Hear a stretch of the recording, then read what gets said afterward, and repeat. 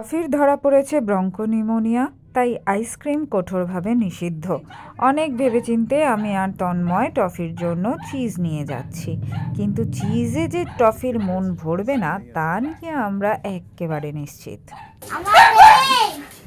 খাবে না, রাগ করেছে, খাবে না বলবে।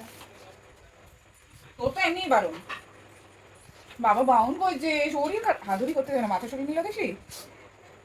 আরে আমাকে তো বাবা বারণ করেছে, ডক্টর বারণ করেছে, তো বারণ করেছে তো ডক্টর, শরীর খাচ্ছে না বৌদি, খাচ্ছে না সে।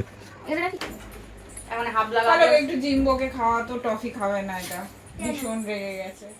না না খাবে খাবে, ও চিজ খেতে খুব ভালোবাসে তো। হ্যাঁ হ্যাঁ হ্যাঁ হ্যাঁ খাবে খাবে খাবে। একবার তো মাথায় সরিয়ে নিল, আমাকে আদরই করতে দেবে না।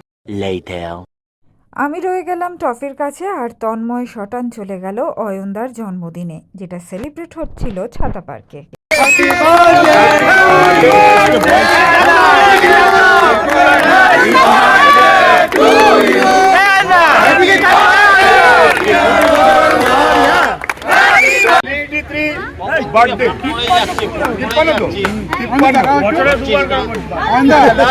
আমরা দেখেছিলাম, সেখানে আমরা গিফট করেছিলাম।